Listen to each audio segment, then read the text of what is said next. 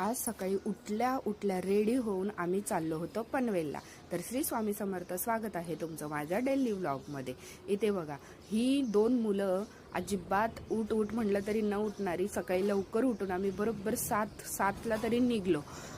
तर आम्ही आज गाडीवरून जायचं ठरवलं होतं आणि बघा हे आम्ही असं बसून गाडीवरून चाललो होतो। एवढी काय आम्हाला त्रास वगैरे यावेळेस एवढा तरी झाला नाही। नंतर श्रीवला आली झोप, मग त्याला घेतलं पाठी आणि शर्णवला पुढे टाकलं आम्ही। तर शर्णवला पण थोडीशी अडचण होते पुढे, म्हणून त्याला पाठी घेतलेलं। तर थोड्या वेळानंतर म्हटलं ह्यांना कसं तरी होतंय, कारण आम्ही आंघोळ केल्या लगेच बाहेर पडलो होतो, तर निदान चहा तरी घेऊया म्हटलं। तर आम्ही चहा घ्यायला एका ठिकाणी थांबलो होतो। इथेच आम्ही एकदा नाश्ता केला होता, पण एवढा काही खास नव्हता, त्यामुळे फक्त चहा घेतला।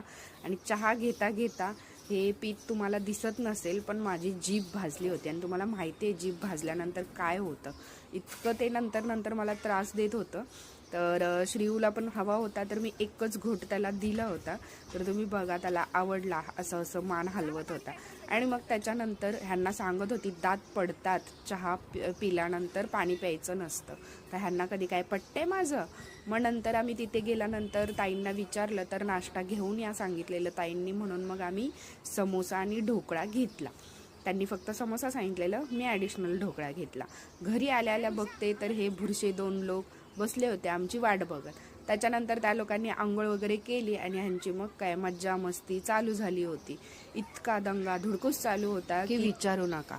नुसता तोडफोड आणि सगळं काय हेच चालू होतं ह्यांचं। हे पण बल्ब पूर्ण बाहेर निघाला होता, नशीब तो खाली पडून फुटला नाही। त्याच्यानंतर म्हटलं ताईंना जरा मदत करूया, म्हणून मी इथे पीठ मर्दून देत होती, कारण त्या तांदळाची भाकरी करणार होत्या आणि चिकनचा बेत होता।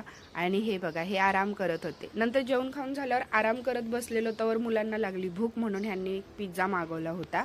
तर आम्ही दोघी तर झोपलो होतो, आम्हाला झोपेतून उठवलं या लोकांनी आणि पिझ्झा वगैरे खाऊन झाला ह्यांचा। नंतर त्या चौघांना पण खाली खेळायला पाठवलं होतं। नंतर रात्रीचं जेवण वगैरे केलं। जेवण म्हणजे रात्रीची बिर्याणी मागवली होती आम्ही बाहेरून, तर ती बिर्याणी वगैरे खाल्ली।